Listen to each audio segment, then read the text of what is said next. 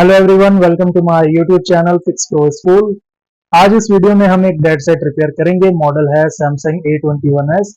ये कस्टमर के पास से आया था, मतलब कि दुकानदार के पास से आया था। थोड़ा सा छेड़ा हुआ सेट है, तो इस प्रकार के सेट में आपको किस तरह से काम करना है इस वीडियो में आपको डिटेल में बताया जाएगा। और इस वीडियो को आप पूरा आखिरी तक देखेंगे, इसमें जरूर आपको कुछ ना कुछ सीखने को मिलेगा। तो वीडियो को बिना स्किप किए देखें। भले आपको कहीं लगे कि वीडियो थोड़ा लंबा हो रहा है, आप स्पीड बढ़ा सकते हैं, लेकिन स्किप करके नहीं देखना है। कुछ बीच में इंपॉर्टेंट चीजें होती है, कई बार मिस हो जाती है। तो अगर आप मेरे स्टूडेंट हैं या पहले आपने सीखा है कहीं पे, ठीक है, या आप हमारे ही स्टूडेंट हैं, तो आप इस वीडियो को पूरा आखिरी तक देखेंगे बिना स्किप किए। बाकी सभी से अनुरोध है कि वीडियो पूरा देखा करें। ठीक है, बाकी वीडियो शुरू करते हैं। आप बने रहें वीडियो में।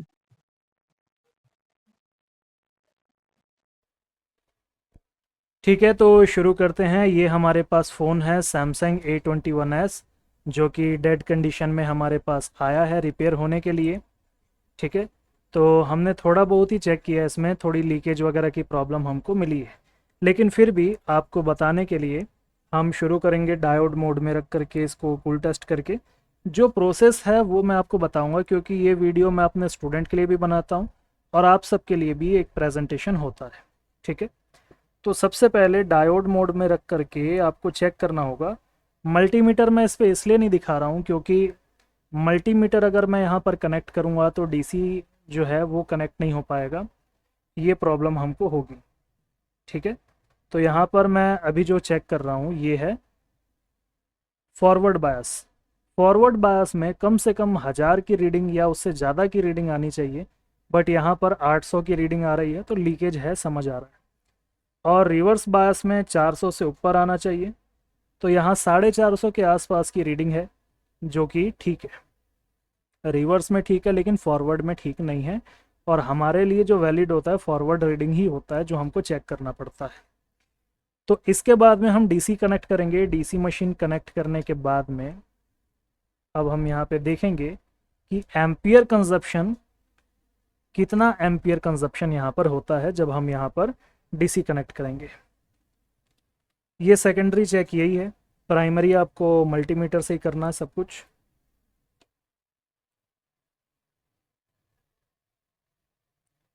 ठीक है, ये मैंने ग्राउंड पे लगाया है, यहाँ पर कहीं पे भी लगा सकते हैं ग्राउंड पे। और यहाँ पर हम वोल्टेज इंजेक्ट करेंगे, तो देख सकते हैं आप कम से कम 500 मिली एम्पियर का कंजप्शन यहाँ पर हो रहा है। 500 मिली एम्पियर का कंजप्शन बहुत ज़्यादा होता है, ये होना नहीं चाहिए। इतने कंजप्शन से आपकी इंटरनल ट्रैक जो है वो बर्न हो सकती है। ठीक है, तो बहुत ज़्यादा देर के लिए नहीं देना होता। ठीक, तो अब हम इसमें क्या करेंगे, सबसे पहले हम ये देखेंगे कि हीट कहाँ पर हो रहा है। तो इतना एरिया यहाँ पर खुला है, तो इसे ही हम पहले चेक करेंगे। तो जब पावर सेक्शन को हम चेक करते हैं तो वहाँ पर हमको रोज़न ही लगाना है या थर्मल कैमरा का यूज़ करना है। तो काफ़ी सारे स्टूडेंट ऐसा होता है कि जो गांव में होते हैं, बहुत लोग ऐसे होते हैं जिनका बजट डाउन होता है। तो ऐसे स्टूडेंट को हम नहीं बोल सकते कि आप थर्मल कैमरा खरीदो, क्योंकि काफ़ी सारी चीज़ें देख करके चलनी होती है। इसलिए हम क्या करेंगे, रोज़न का यूज़ करेंगे या फिर पेट्रोल का यूज़ करेंगे। अगर मैं यहाँ पर थिनर यूज़ करता हूँ तो क्या होगा कि नीचे जितनी भी डाटा लाइन है उन पे भी हो सकता है वोल्टेज चला जाए। ठीक है, क्योंकि इसमें रेजिस्टेंस होता है, इसलिए। तो अभी हम क्या करेंगे, पहले यहाँ पर रोज़न लगाते हैं। रोज़न लगा करके हम ये पता करेंगे कि यहाँ पर जो हीट हो रहा है वो कौन से एरिया में हो रहा है। ठीक है, रोज़न लगाने के लिए रोज़न मिलना भी चाहिए, क्योंकि रोज़न मैं बहुत कम यूज़ करता हूँ। ठीक है, ये रोज़न आपको जो दिखाई दे रहा है ये 4 से 5 साल पुराना है, फिर भी ये चल रहा है। हो सकता है आपकी शॉप में भी कई लोगों की हो, क्योंकि लंबा टाइम चलता है। ये सब चीज़ें हानिकारक है ना, आपको सिर्फ वीडियो बनाने के लिए ही यूज़ करना चाहिए अगर आप बनाते हो तो।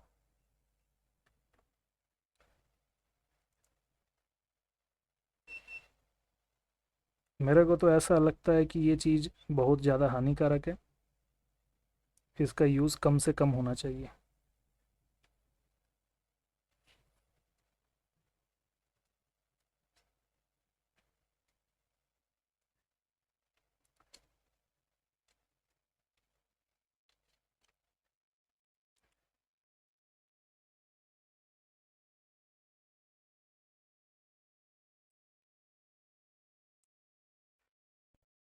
ठीक है, इतना इनफ है, क्योंकि जितना हम रोज़न यूज़ करेंगे बाद में क्लीन हमको ही करना है, तो गंदगी नहीं करनी है बिल्कुल। जितना सही है उतना ही लगाएंगे, क्योंकि मैं हर वीडियो में आपको बताता हूँ कि थोड़ी बहुत जो गंदगी होती है वो तो हम क्लीन कर सकते हैं, दाग अच्छे हैं, लेकिन इतना भी नहीं कि बाद में हमको दिक्कत हो। ठीक है, तो यहाँ वोल्टेज इंजेक्ट करता हूँ, तो देखते हैं कौन सी आईसी हीट होती है। ठीक है, ये वाली आईसी हीट हुई है, यहाँ से कंपोनेंट निकला हुआ है।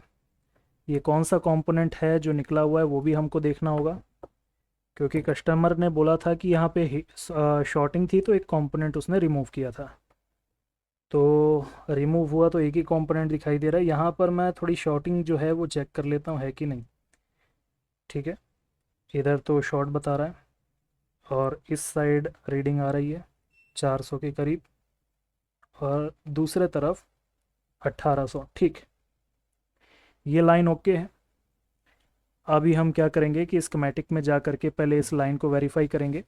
ठीक है, यहाँ पर कौन सा कैप लगना था, वो ज़रूरी है कि नहीं है, वो सारी चीज़ें। तो हम चलते हैं सबसे पहले स्कीमेटिक साइड। ठीक है, तो स्कीमेटिक साइड हमको देखना होगा। तो सबसे पहले यहाँ पर वो कैप है, कॉपी करेंगे, कॉपी करके यहाँ पर हमको पेस्ट करना होगा। पेस्ट करने के बाद में सर्च करेंगे तो ये देखो यहाँ पर है।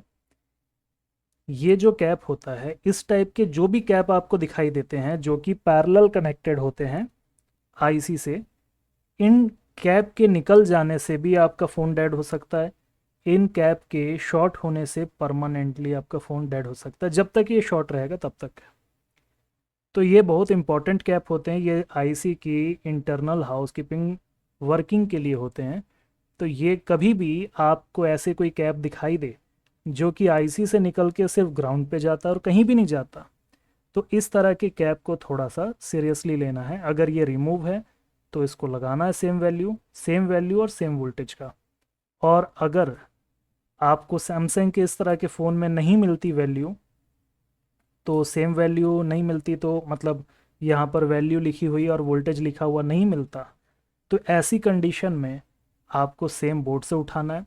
सेम बोर्ड नहीं है और आप अगर पुराने स्टूडेंट हो तो आप मुझे डायरेक्ट मैसेज कर सकते हैं इसका स्क्रीनशॉट और आईसी का मॉडल नंबर, तो हम आपको बता देंगे यहाँ पे कितने वोल्ट का और कितने फैरेड का कैप लगेगा। ठीक है, और आगे बढ़ते हैं, क्योंकि ये तो हमको पता चल चुका है। और आईसी जो है वो ये वाली प्राइमरी पावर आईसी हीट हो रही है। ठीक है, तो आगे बढ़ने से पहले कोर्स से रिलेटेड जो इन्फॉर्मेशन है मैं आपको दे देता हूँ।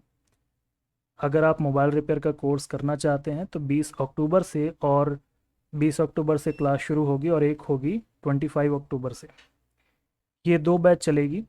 आपको अगर मोबाइल रिपेयरिंग में प्रॉब्लम जाती है, जैसे कि इलेक्ट्रॉनिक्स आपको नहीं समझ में आता, इलेक्ट्रॉनिक्स के कोर कंपोनेंट समझने में दिक्कत जाती है, सर्किट अगर आपको समझ नहीं आता, सर्किट एनालिसिस में प्रॉब्लम होती है, तो ये आपको कोर्स करना चाहिए। इस कोर्स में आपको बताया जाएगा सबसे पहले बेसिक इलेक्ट्रॉनिक्स, ताकि आपकी इलेक्ट्रॉनिक्स की नॉलेज कंप्लीट हो सके। क्योंकि अधूरी नॉलेज के साथ में अगर आप काम करेंगे तो आपको काफ़ी ज़्यादा दिक्कत होगी रिपेयर करने में। ठीक है, तो इलेक्ट्रॉनिक्स जो हम मोबाइल रिपेयर कर रहे हैं ये प्योर इलेक्ट्रॉनिक्स है। तो यहाँ पर अगर आपको प्रॉब्लम जाती है सर्किट को समझने में, तो भले आप सेल्फ लर्निंग करो या फिर कोर्स ज्वाइन करके करो।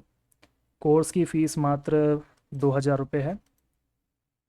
तो 2,000 रुपये तो काफ़ी हमने कम कर दिया फ़ीस। ये आखिरी लास्ट ये बैच है, इसमें 2,000 होगी। इसके बाद हो सकता है कि हम जो पुरानी फ़ीस थी 7,000 वाली वही कर दें। ठीक है, तो ये लास्ट चांस है सभी के लिए। जो भी सीखना चाहते हैं नीचे दिए नंबर पे कांटेक्ट कर सकते हैं। इसके बाद आपको बताया जाएगा स्कीमेटिक रीडिंग। स्कीमेटिक रीडिंग आपको डिटेल में इसलिए सीखना होगा क्योंकि जब आप ये सीखोगे तो आपको ये समझ में आएगा कि कोई सर्किट कैसे काम करता है। जब आपको ये सारी चीज़ समझ आ जाएगी तो जब आपके पास में कोई भी स्कीमेटिक नहीं होगा या नया कोई मॉडल आ जाएगा जिसका ना स्कीमेटिक है, ना हार्डवेयर सॉल्यूशन है, ना बिट मैप है, तो ऐसे सेट में भी आप इजीली काम कर पाएंगे। रीडिंग के बेस पर आप जान पाएंगे कि ये लाइन किस लिए होती है। उसके बाद में data sheet reading. Data sheet reading इसलिए कि आपको ये पता चले कि कोई सेक्शन कैसे काम करता है, कोई इंटीग्रेटेड सर्किट कैसे काम करता है। क्योंकि हमारे फ़ोन में जितने भी आईसियाँ हैं, इंटीग्रेटेड सर्किट है, उसकी कॉमन वर्किंग होती है। कॉमन वर्किंग प्रिंसिपल आपको जानना पड़ेगा, इसके बाद में ही आप किसी भी सर्किट को एनालिसिस कर सकते हैं। फिर आपको जानना होगा boot sequence, not only for power sequence.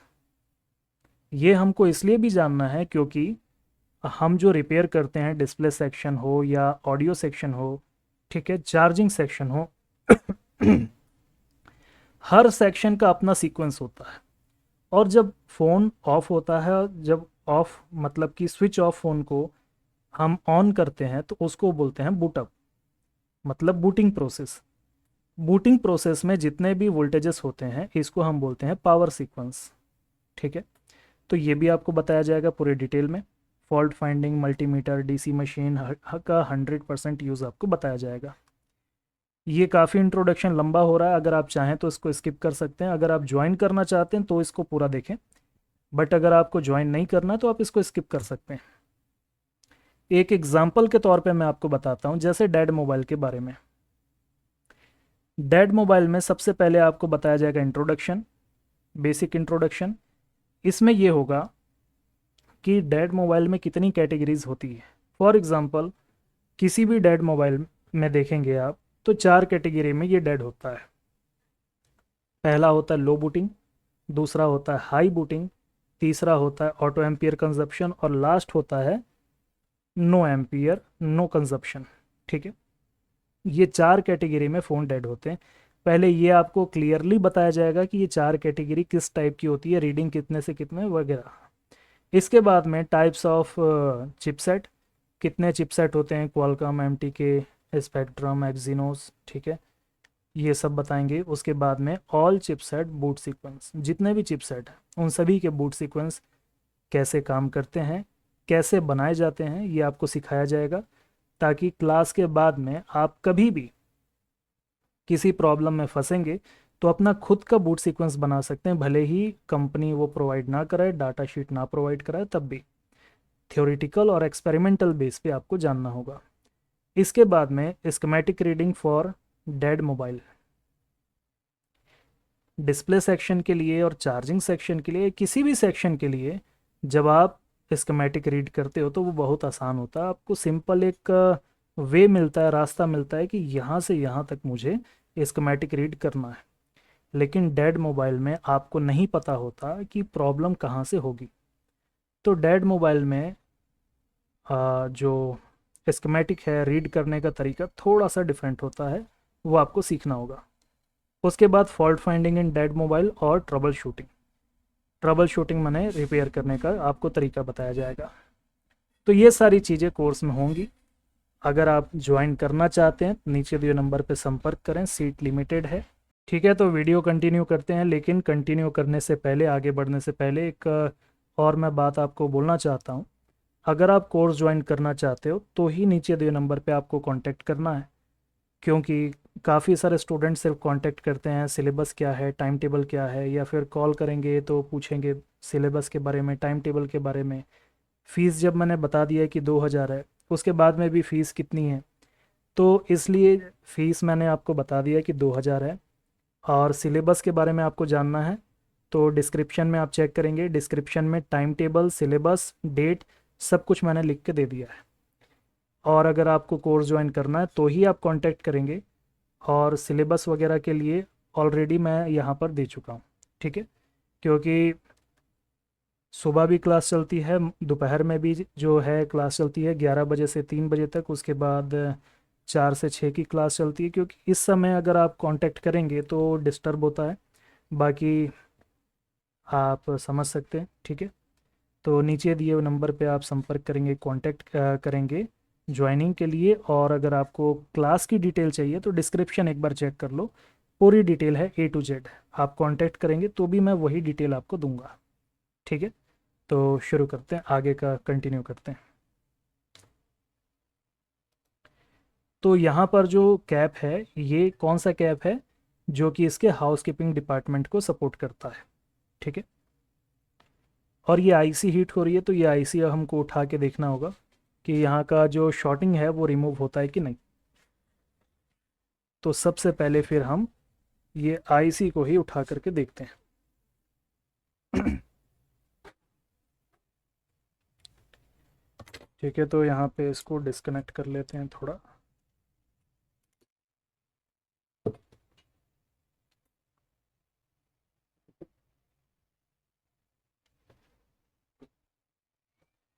Temperature आप इसमें रख सकते हैं, अगर देखो फ्रेशर हैं तो टेम्परेचर आपको थोड़ा सा संभाल के रखना होगा, 350 या फिर 320 के आसपास। और अगर आप एक्सपर्ट हैं तो फिर तो 450 में भी काम कर सकते हैं।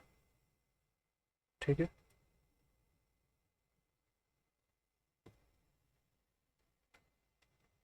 ठीक है, बॉल कहीं पे शॉर्ट तो नहीं हुई है, लेकिन यहाँ पर इसको रिमूव तो करना ही पड़ेगा।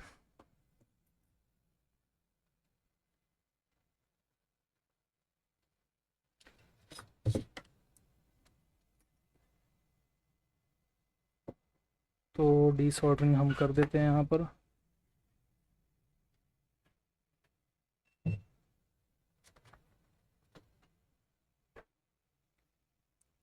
डीसॉल्डरिंग करने के लिए थोड़ा सा ध्यान देंगे,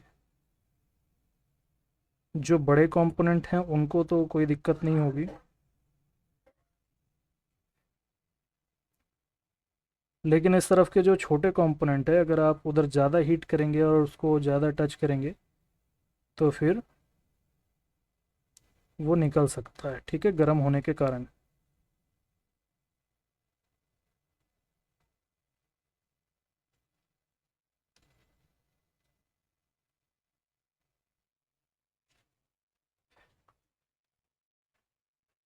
ठीक है, ये सही से क्लीन हो चुका है।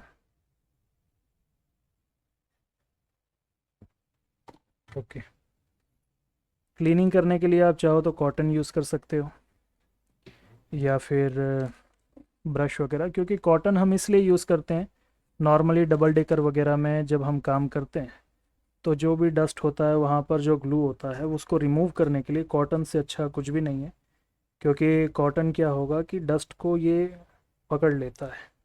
ठीक है,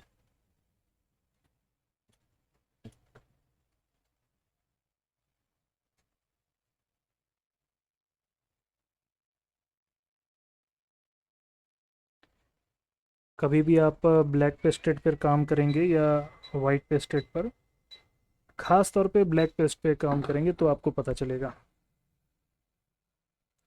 ठीक है, तो यहाँ पर एक दूसरी आई से हमको लगाना होगा। ठीक है, रीबॉल किया हुआ है,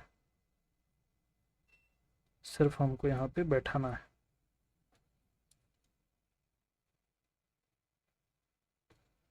ज़रूरी नहीं है कि ये आईसी गर्म हो रही थी, ठीक है, तो इसको चेंज करने से ही यहाँ पे प्रॉब्लम सॉल्व हो जाएगी।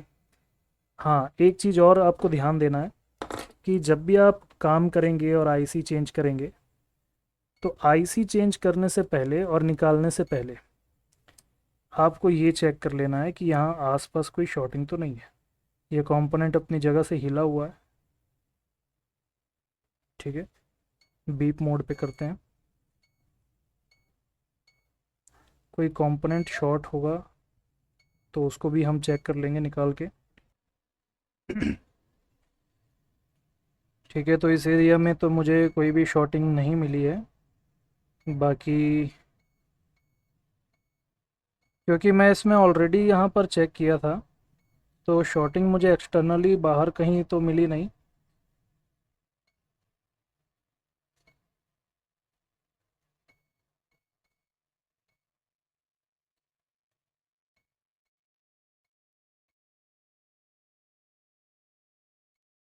ठीक है, सब कुछ ओके, सिर्फ आईसी अब बैठाना है, बैठाने के बाद हमको पता चलेगा कि काम करता है कि नहीं। ठीक है, आईसी बैठाने से पहले सरफेस को थोड़ा हीट करना होता है।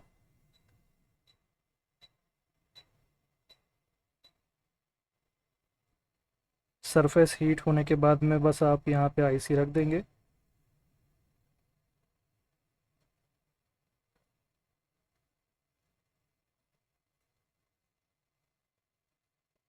ठीक है,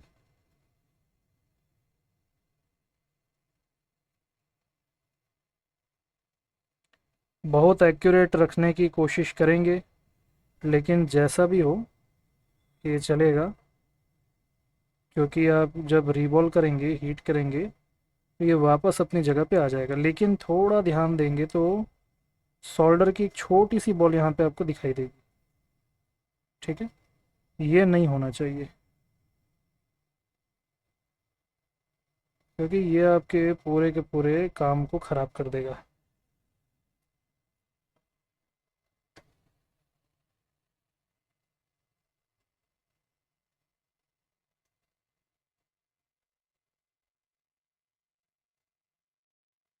हल्का सा ये खुद से मूव होकर के अपनी जगह पे जाएगा, जैसे कि ये गया है अभी।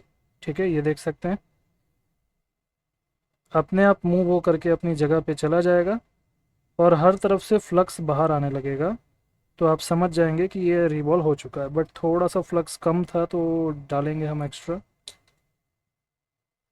ठीक है, अब इसके बाद हल्का सा इसको मूव करेंगे, इनफ है।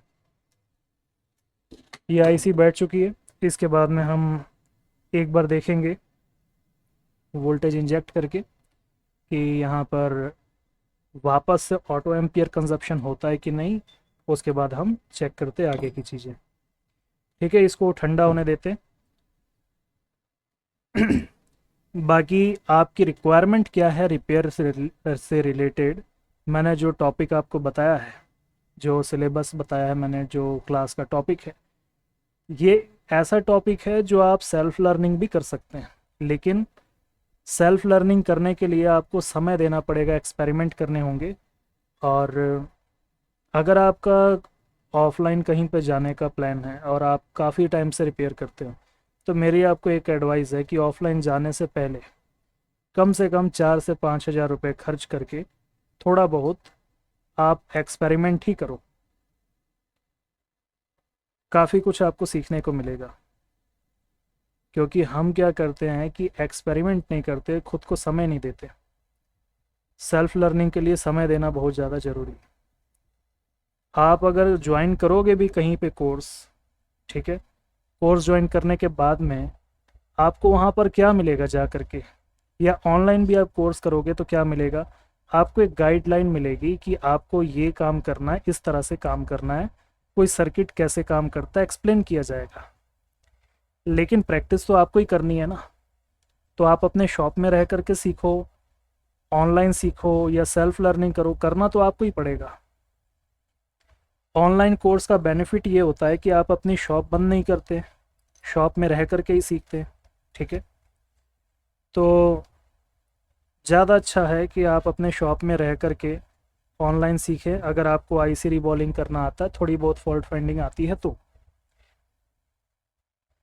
और आप ऑफलाइन जाएंगे तो यही होगा कि आपका समय लगेगा, पैसे लगेंगे, और होना वही चीज़ है, सामने वाला आपको लेक्चर देगा, कुछ करके दिखा देगा कि देखिए जी मैं ये भी कर लेता हूँ, वो भी कर लेता हूँ, मेरे को सब कुछ आता है। बट आप इसलिए जा रहे हैं ना ऑफलाइन कहीं पे कि आपको वो सारी चीज़ें आ जाए। ठीक है, तो सीखना है तो आपको खुद ही मेहनत करनी होगी, कोई आपको सब कुछ नहीं बता सकता। ठीक है, डीसी ऑन कर लेते हैं।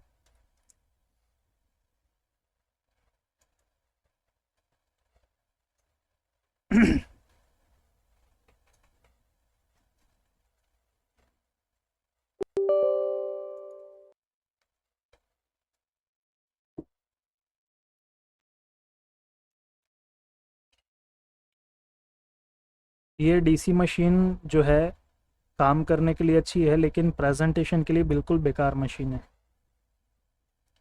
क्योंकि बार बार ये ऑफ हो जाता है, मतलब ये डिस्कनेक्ट हो जाता है। पहले मैंने सोचा था कि ये जो मैं ख़रीद के लाया इसमें कोई डिफेक्ट है, फिर दूसरा मॉडल भी मैंने चेक किया ला करके, उसमें भी सेम प्रॉब्लम थी।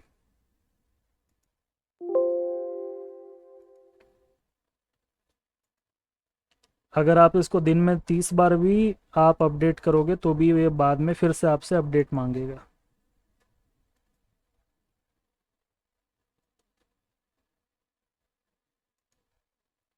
और सबसे ख़राब चीज़ इसकी ये है कि इसका इंटरफेस, आप इसको मिनिमाइज और नहीं कर सकते, ये इतना ही रहेगा। ठीक है, तो प्रेजेंटेशन बनाने के लिए कुछ अच्छा आप खोज रहे हो तो ये आपके लिए अच्छी चॉइस नहीं है। ठीक है, यहाँ पर वोल्टेज इंजेक्ट करके देखेंगे, आप देख सकते हो ये। ठीक है, चालू है लेकिन यहाँ पर कोई कंजप्शन नहीं है, कोई कंजप्शन नहीं, ज़ीरो कंजप्शन। मतलब कि यहाँ पे जो शॉर्टिंग थी वो हट चुकी है। अब हम एक काम करते हैं कि इसको वापस से कनेक्ट करते हैं बॉडी पे और डिस्प्ले वगैरह लगा करके एक बार हम इसको चेक करते चालू करते हैं।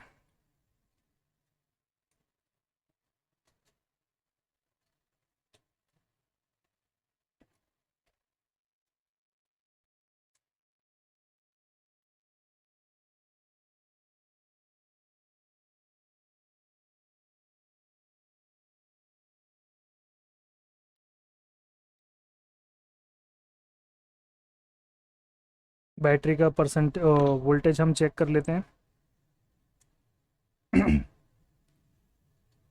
डायरेक्ट हम इसको जा करके बैटरी लगा करके ही क्यों चेक कर रहे हैं, इसका रीज़न क्या है? रीज़न ये है पहला कि जो हम यहाँ पर डीसी से कनेक्ट किए तो यहाँ पर लीकेज जो है वो हट चुकी है। ठीक है, दूसरा, डीसी मशीन से आपको एम्पियर अप डाउन होता हुआ दिखता है कई बारी, लेकिन जब आप बैटरी से कनेक्ट करते हैं तो यहाँ पर जितने भी बक हैं वो स्टेबल हो जाएंगे। ठीक है, डिस्प्ले ऑन हो या ना हो बक स्टेबल हो जाएंगे, इससे भी आपको पता चलेगा। तो ये भी एक तरीका है। बाकी एक काम करते हैं, डीसी से हम कनेक्ट करके देख लेते हैं, क्योंकि शॉर्टिंग चेक करने के लिए हमने यहाँ पर जंपर लगाया था ऑलरेडी, तो वही लगा करके दोबारा से देखते हैं।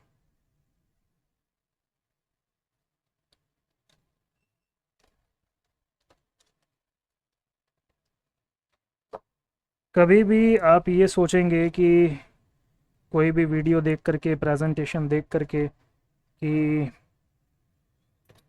2 मिनट में 10 मिनट में रिपेयरिंग हो गई, तो ऐसा होता नहीं है। कम से कम किसी भी सेट को रिपेयर करने में 15 मिनट तो आपको चाहिए ही चाहिए। उससे कम टाइम में अगर आपको कोई ऐसा लगता है कि ये तो वीडियो बहुत कम टाइम में बन गया, तो ये मुझे अच्छा सिखा देंगे, तो ऐसा कुछ होता नहीं है। प्रेजेंटेशन होती है, प्रेजेंटेशन के पीछे आपको नहीं पता कि किसी ने कितना समय लगाया। हम आपके सामने यहाँ पर चीज़ों को लाइव रिपेयर कर रहे हैं, एडिट नहीं है। कहीं पे ऐसा नहीं है कि वीडियो रोका गया हो। ठीक है, तो आप देख सकते हैं कितना टाइम लगता है।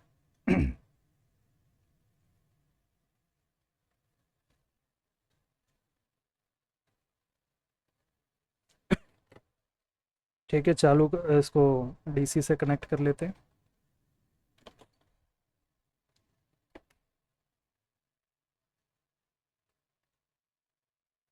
ठीक है, कनेक्ट हो चुका है। अब यहाँ पर जो पावर की है इसका, एक सेकेंड, ये थोड़ा निकल गया दोबारा। रिपेयरिंग करना बहुत ज़्यादा आसान है अगर आपके कॉन्सेप्ट क्लियर हो जाएं तो। ये तो बहुत सिंपल सी चीज़ थी, आप मेरे पुराने वीडियोस देखेंगे तो आपको ज़्यादा कॉम्प्लिकेटेड चीज़ें समझ में आएंगी। ठीक है, इसमें तो काफ़ी सिंपल तरीके से हमने काम किया है। मैं इसमें अभी पावर की प्रेस किया हूँ।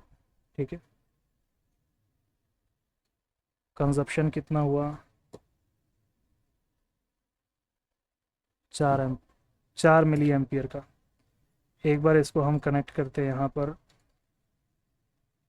और जो पावर की है वो प्रेस करके देखते हैं, क्योंकि वहाँ पर जो हमने प्रेस किया वो सब कुछ आपस में शॉर्ट हो जाता है, तो वैसा करना नहीं चाहिए। यहाँ पर पावर की हम प्रेस करके ओनली देखते हैं।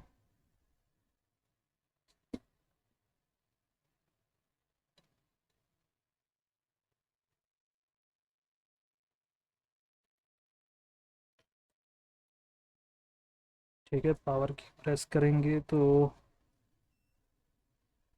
कोई ख़ास कंजप्शन, हाँ चालू हो चुका सेट, वापस से डाउन हो गया, मतलब कि एक बार और ट्राई करेंगे चालू हो जाएगा।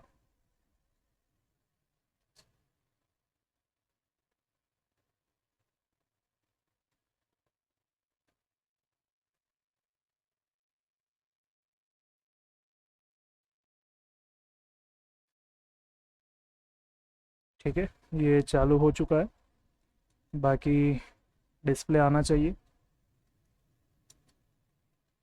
डिस्प्ले कैसे आएगा, अभी ये तो कनेक्ट ही नहीं है डिस्प्ले वाला पत्ता, तो डीसी को ऑफ़ करते हैं।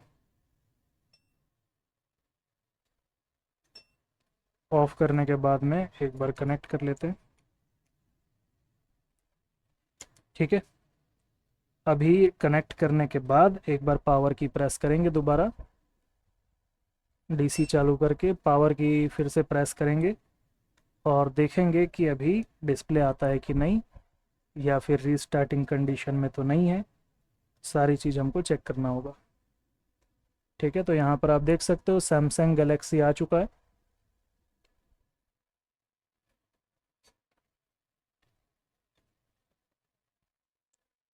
ठीक है, ये सब सिंपल है, फॉल्ट फाइंडिंग वगैरह।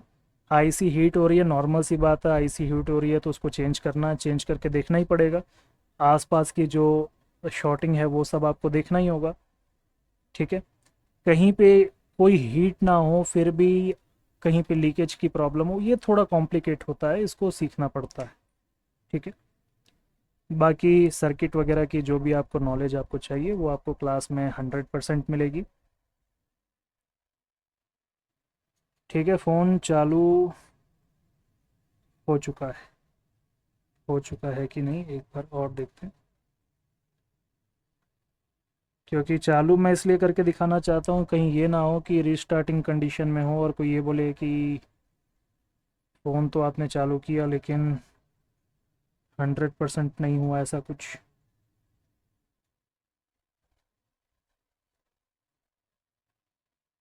कुछ मिली एम्पियर का कंजप्शन ले रहा है।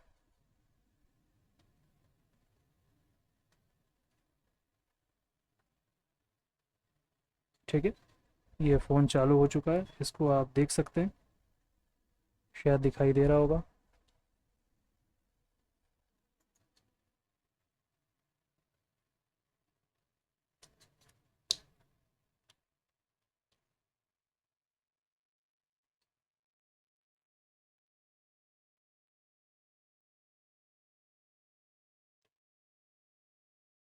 ठीक है, ये देखो अभी इसमें समय बता रहा है। ठीक है, ये सेट वही वाला है जो आपके सामने अभी ये रिपेयर हुआ है। ठीक है,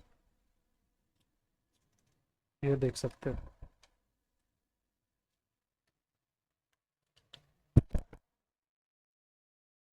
हम्म, ठीक है, बाकी जो भी आप में से कोर्स ज्वाइन करना चाहते हैं नीचे दे नंबर पे कांटेक्ट करें। और क्लास ज्वाइन करने के बाद में अगर आपको ये लगे कभी भी कि अगर आपको रिफ़ंड की ज़रूरत है तो 2 दिन की क्लास अटेंड करने के बाद में आप अपनी फ़ीस रिफ़ंड ले सकते हैं। और 2000 में जिसको भी ऐसा लगता है कि 2000 तो बहुत ज़्यादा फ़ीस है, भैया कांटेक्ट बिल्कुल नहीं करना मेरे को, क्योंकि 2000 फ़ीस मैंने उनके लिए रखा है जो बिल्कुल अफोर्ड नहीं कर सकते। क्योंकि काफ़ी सारे स्टूडेंट ऐसे भी है जो कॉल करके ये बोलते हैं कि सर फीस आपकी ज़्यादा है, 2000 कम कर दो। तो ऐसे स्टूडेंट कोई कॉल करने वाले हैं तो बिल्कुल नहीं करना आपने। और दूसरा चीज़ ये है, मैंने जो भी डिटेल है क्लास की मैंने ऑलरेडी डिस्क्रिप्शन पे दे दिया है, आप वहाँ से देखेंगे। और आपको ज्वाइन करना तो ही आप नीचे दिए नंबर पे कांटेक्ट करेंगे, क्योंकि समय बहुत ज़्यादा कीमती होता है सभी का। ठीक है, बाकी मैं आपसे मिलता हूँ किसी और वीडियो में या फिर क्लास में। पूरा वीडियो देखने के लिए धन्यवाद। अगर आपने पूरा वीडियो देखा तो कमेंट ज़रूर करें कि आपने पूरा वीडियो देखा है। ठीक है जी, थैंक यू।